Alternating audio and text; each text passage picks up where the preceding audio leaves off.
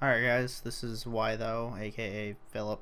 Uh, I'm the Green Knight on the channel for Walrus Studios. I'm going to do a little bit of a code walkthrough of a little project I'm working on. Oh yeah, by the way, I'm the Docker guy, but a little project I'm working on. I work at an IT firm, and I kind of get annoyed that I have to do things manually. So, I embarked on writing a setup script, which is PC setup.ps1 here.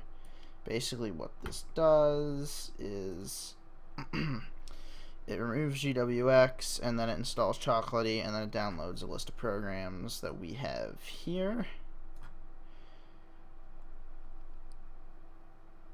And so basically gets rid of this gets rid of GWX by, pulling the access rules for it, and then it removes trusted installer, which you need to remove to get rid of GWX, and a whole bunch of other stuff. Now this script is not the main thing, because it's not the main thing I'm going to be focusing on. Honestly, I haven't looked over this in a while, so my explanation of this is a little rusty, but this kind of evolved into an actual that's so and so. That's the other guy. That's Purple Knight. That's the Terminator right there, boys. It's the star of the channel. In fact, he is the star of the channel. Don't let me kid you. Anyway, this has become a relatively big for me Python project where I basically I'm gonna have an FTP server, and I'm going to put scripts on the FTP server. And basically, what this Python program does is it asks you. Let me put this off here while I. Basically, it asks you what you want to do, and then it connects to the FTP server. It gets files, and then it downloads files, then downloads the files and runs them. And depending on how the INI file is set up, that's how it knows what order to run them in and what. Now there are some kinks. There's some things that don't work right now. Like right here, this connects to the FTP server originally. So what's the problem here is that when this initializes, it could be on the FTP server, and if you just wait, it'll get disconnected, and then when it tries to download, it errors out because it's all broken. I actually fixed that. It's just I have the fix at my office, and I forgot to git push it. So this is a slightly older version I'm looking at right now, but other than that, it is a-okay.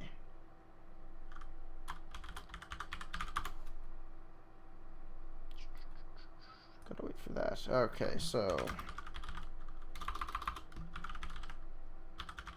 got error handling. It's got a log file. Please don't be a broken version that I pushed. Oh, we might have to do some on the fly error handling. We might have to do some on the fly code fixing up right here. So that's an endless loop. Why are you in an endless loop? Well, there's the error handling right there. Well, it's time to go look at the. It's time to go look at that. Time to go look at that file, I guess. Why must this happen? See, I think I pushed something that I thought worked, but it really didn't. All right, what do we got here? Is this today? That's 11:04. Oh, what?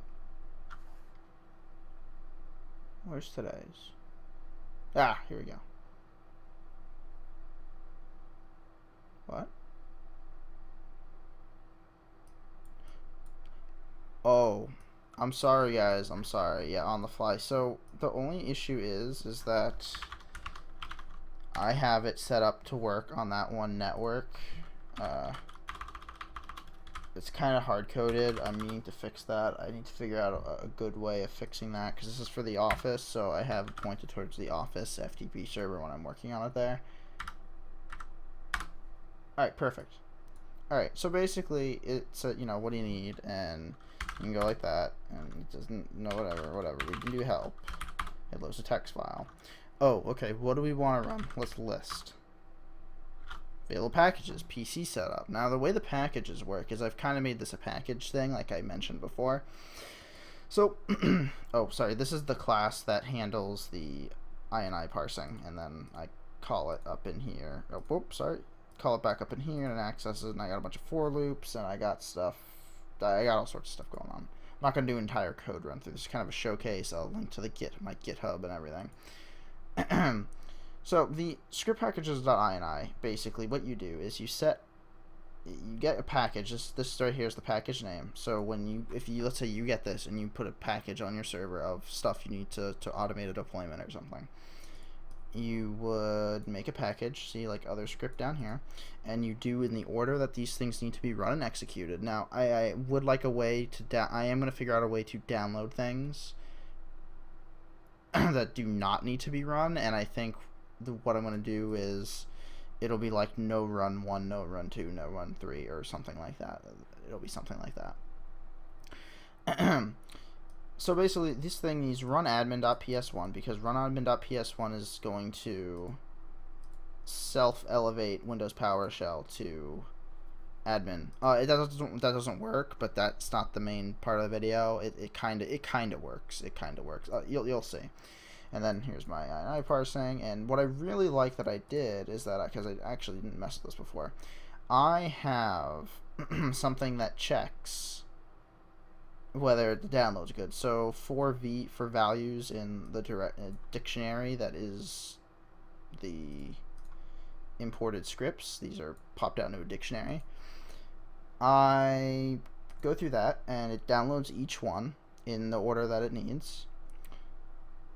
And I might need more commenting on this if I'm pointing people at my thing. But basically it checks the size of the file, and while the size of the file does not equal the size that it got from the FTP server, it just continues going. Now I need to restructure this a bit because I need to add a fail, because right now if it never gets downloaded, it'll stay in this while loop, and that's an issue. So that's a fix that's a thing that needs to be fixed.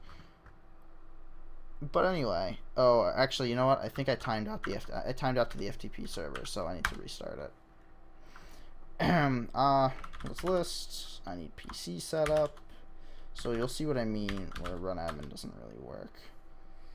So, oh, I left my troubleshoot print in there. See, okay, so basically what run admin does is it goes for run admin, and then it waits. It knows what the exe name is for this thing. This is called user control.exe or something like that. So it waits until this is done. Now that means I could press no and it would trigger, so I need to get into the registry or do something. I need to do whatever you need to do to detect UAC status. But anyway, if I hit yes, it pops up this PowerShell, which promptly crashes and I can't see what it is. So you see it started a new instance. It's running the PC setup application right now, which is not going to work. It's trying to remove a bunch of stuff that it doesn't have access to.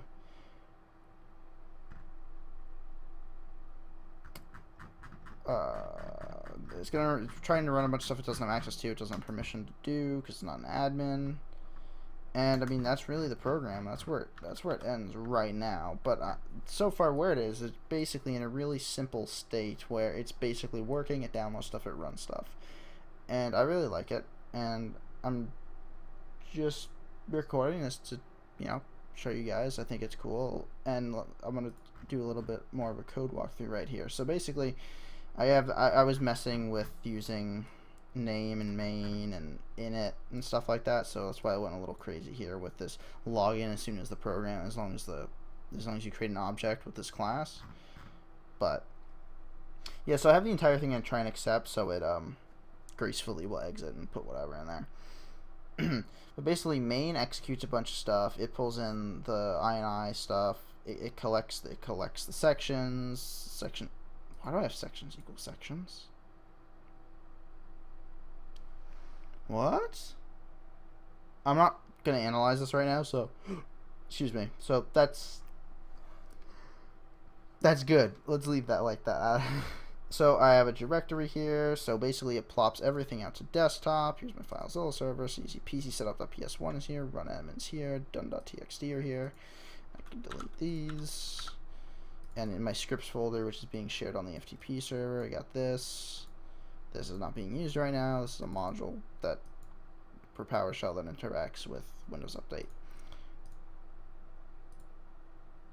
Oh god, that's some other videos for all studios I'm working on. What am I doing? Basically, that goes through it. It pulls up self.check, and self.check asks, what is it? Wait, what does this ask?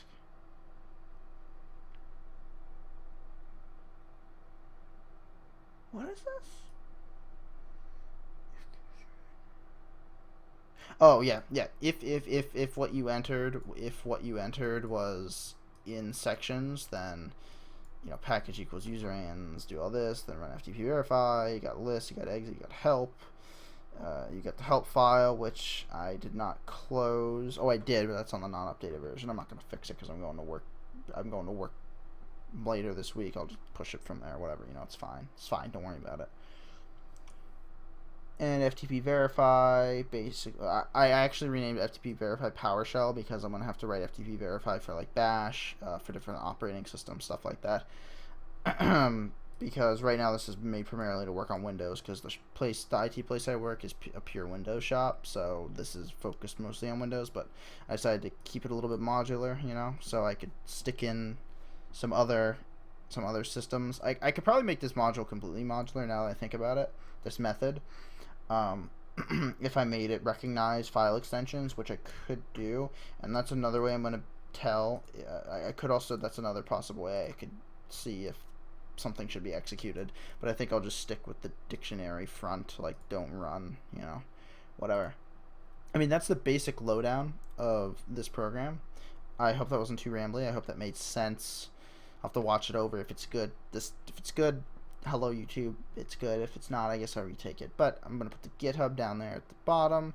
I'm going to put my blog at the bottom, which I need to get to. And long live Walrus Studios, straight from the data center, straight from the Docker Center. See y'all later.